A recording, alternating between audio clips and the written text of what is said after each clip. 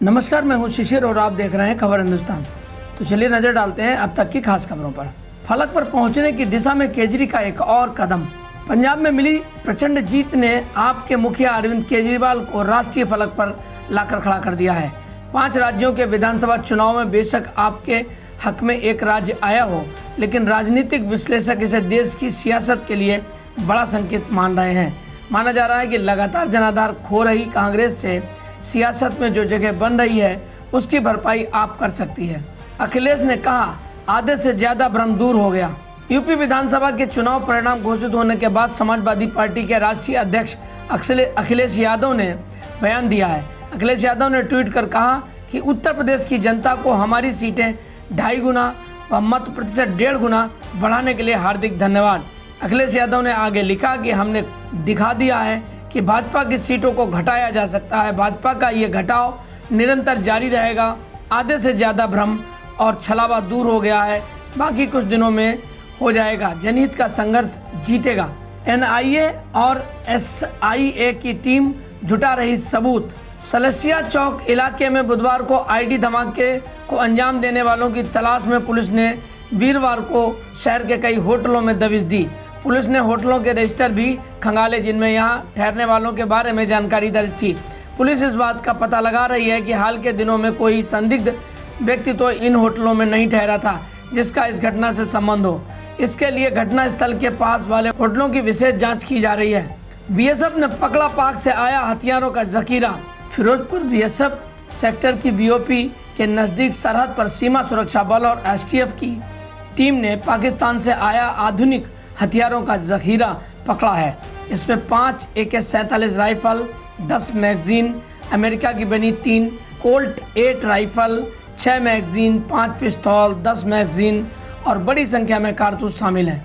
हार पर मायावती का बड़ा बयान। कहा, मुसलमानों ने सपा पर जताया भरोसा। उत्तर प्रदेश चुनाव में निराशाजनक प्रदर्शन कर महज एक सीट पर सिमटने वाली बहुजन समाज पार्टी की अध्यक्ष मायावती ने नतीजों के बाद शुक्रवार को पहली बार प्रतिक्रिया दी। चुनावों में मिली करारी हार पर बसपा सुप्रीमो मायावती ने अपनी सफाई पेश की है। उन्होंने कहा कि इस बार के चुनाव में मुस्लिमों से भारी भूल हुई है, क्योंकि उन्होंने भाजपा को रोकने के लिए सपा को वोट कर दिया और इसकी सजा बसपा को मिल गई।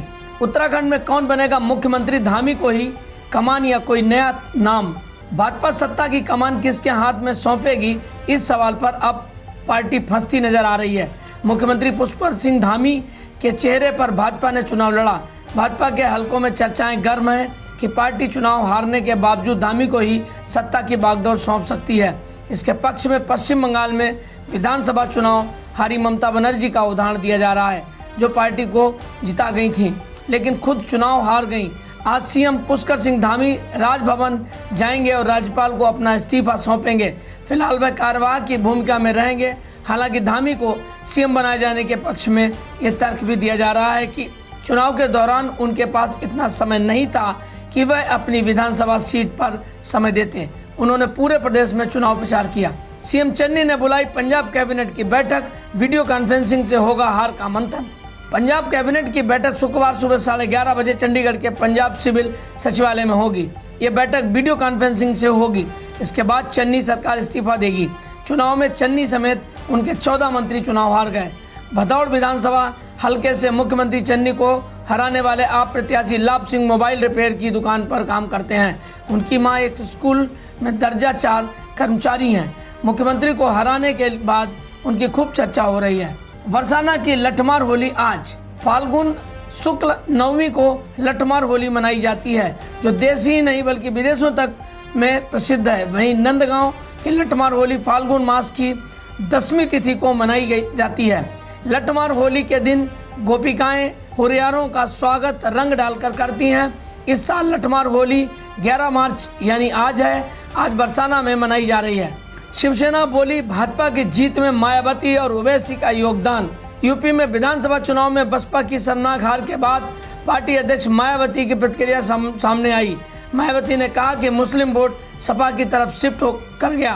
वहीं शिवसेना नेता संजय राउत ने मायावती और ओवैसी पर तंज कसा है। संजय राउत ने मायावती और ओवैसी पर तंज कसते हुए कहा कि उन्हें भारत रत्न दिया जाना चाहिए।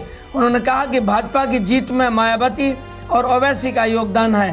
3 उड़ानों से स्वदेश लाए जा रहे हैं सूमी से निकाले गए छात्र। युद्धग्रस्त यूक्रेन के शहर सूमी से निकाले गए लगभग 600 भारतीय छात्रों के समूह को 3 उड़ानों के जरिए स्वदेश लाया जा रहा है। ये उड़ानें शुक्रवार सुबह भारत पहुंचेंगी। ये छात्र गुरुवार को पोलैंड पहुंचे थे। छात्रों से मिली जानकारी के मुताबिक उन्हें लाने के लिए तीनों उड़ानें पोलैंड के शहर रेजो से संचालित की जा रही हैं। तो ये थी अब तक की खबरें। अगला अपडेट पाने के लिए बने रहिए मेरे साथ और देखते रहिए खबर हिंदुस्तान। नमस्कार।